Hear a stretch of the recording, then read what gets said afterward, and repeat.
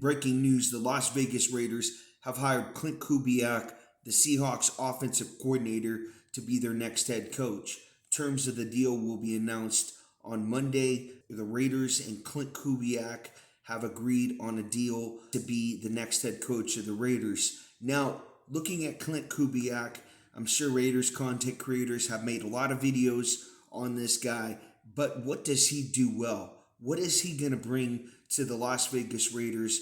What is he going to help Fernando Mendoza with in the NFL? Now, looking at what Klint Kubiak did of the Seahawks, they ran a ton of 11 personnel. That's one tight end, one running back. Now you can do that under center. You could do that in the shotgun. They ran that 41% of the time. But what they were most successful with was the 12 personnel.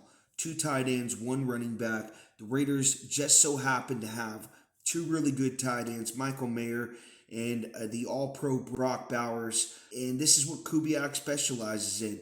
You give him a running back, give him those two tight end sets. It's almost like a Sean McVay type of an offense. A lot of time they are under center. He does use the shotgun sometimes, but usually to start out games, they will be under center. If they need the shotgun, they will go to it.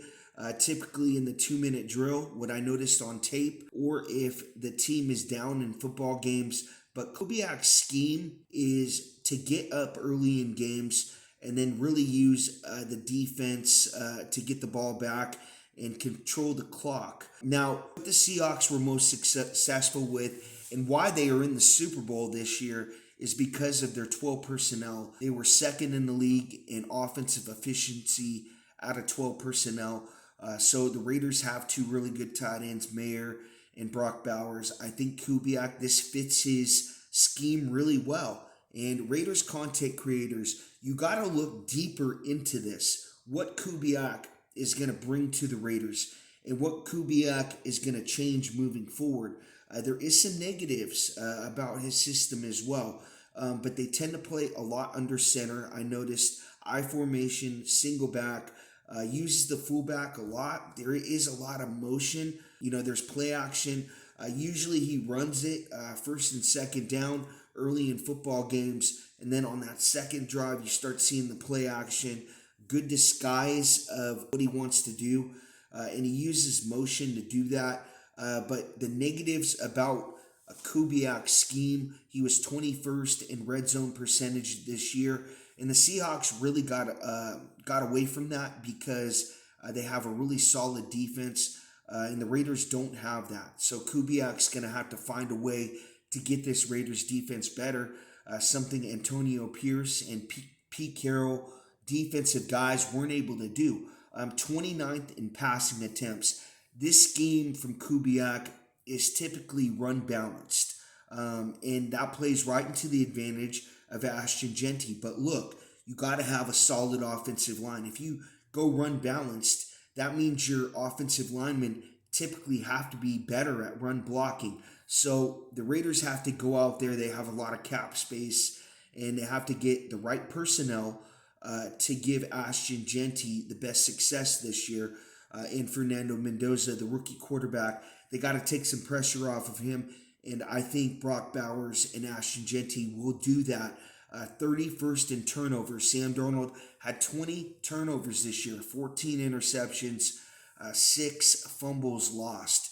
So Raiders fans aren't going to like to hear that, especially what Geno Smith did in 2025. It seemed like he had a couple turnovers every single game. So that might not change in 2026. Look, you got a rookie quarterback. He's going to make some mistakes. Even Peyton Manning threw for 33 interceptions his rookie year in 1998, 1999.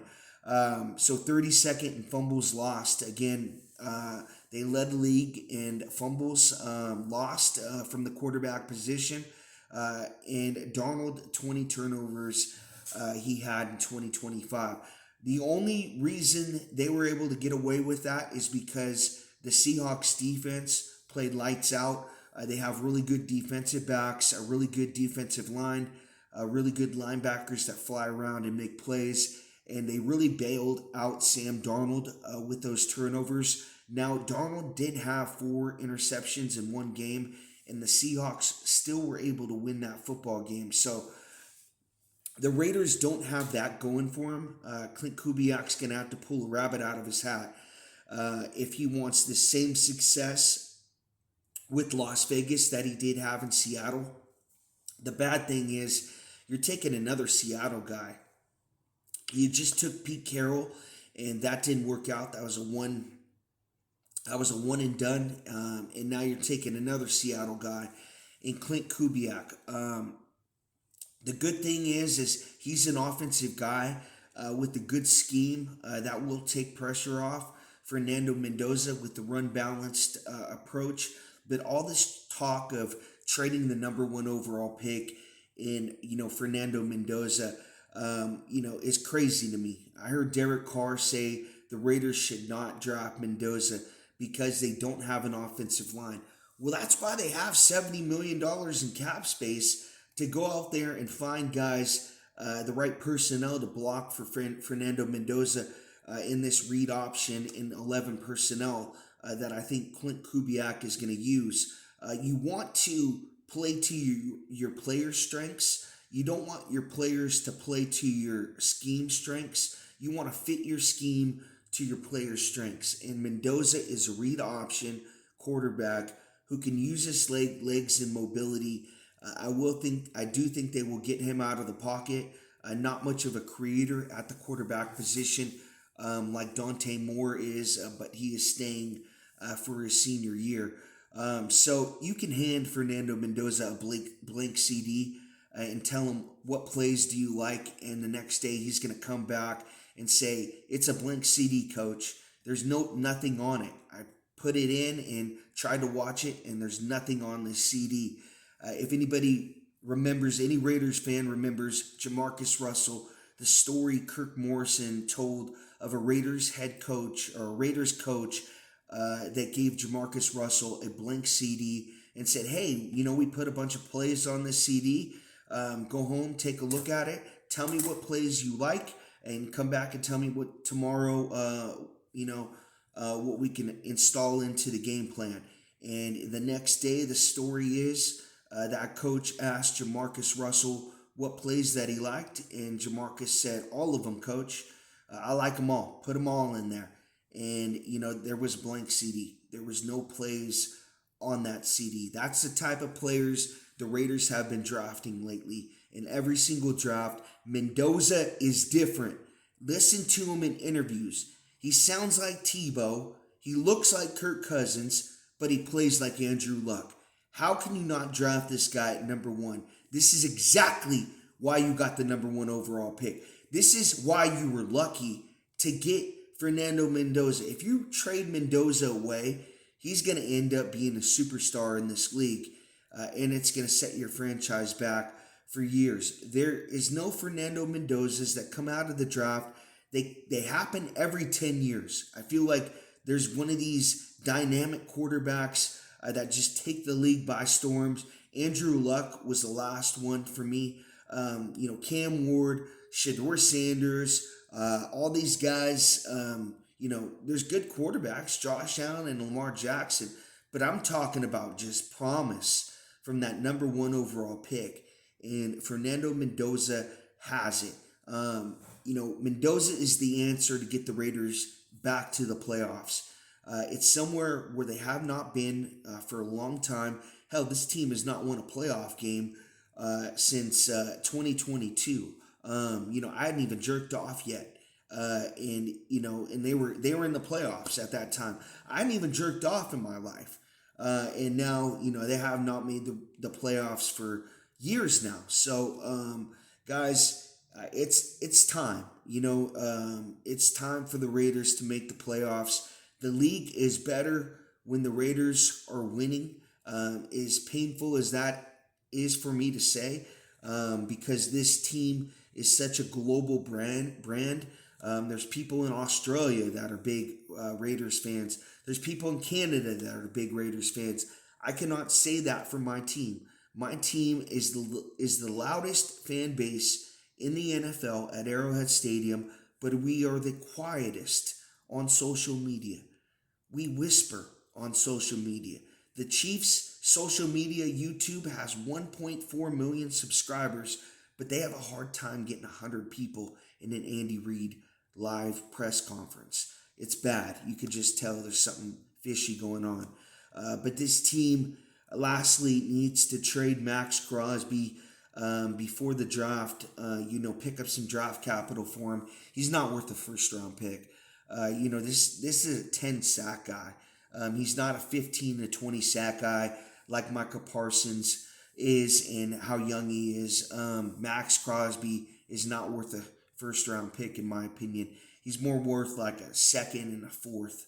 Both those picks won't even be in the same draft. You probably get a second in 2028 and a fourth in 2026 or something like that. But I think they also have to keep Geno Smith or, eat the dead cap. I say you keep Geno for 2026 as your backup quarterback. You address that right tackle position, that interior offensive lineman, or the guard and the center, the pass rush for sure, in the corner in the draft. A couple guys that I looked at: Rashard Walker, left tackle from the Packers. I'm sure he could slide over to right tackle, or Colton Miller could slide over to right tackle as well. You got Lloyd, the linebacker from the Jaguars, Quincy Williams, linebacker from the Jets, who's a free agent, Alontae Taylor, who they could pay big money to, a free agent corner from the Saints, Roger McCreary, free agent corner from the Rams, and Braden Smith, their right tackle option that they could go out there and sign. Guys, there's things that they could do to get back on top, and Klint Kubiak is the first domino to fall for this Raiders franchise, getting back to the playoffs and actually winning a football game. Guys, if you can, go check out my buddy Daniel Berry Sports Highlights. Daniel does highlights on the NFL, NBA, MLB, hockey, Olympics, wrestling. Daniel Berry Sports Highlights. Please check him out. He does best highlights on YouTube. That's for damn sure. That's Berry, Berri. Also does play-by-plays on the Dodgers, Rams, and Lakers. Make sure you go check him out. Solid chat. We'll support your channel.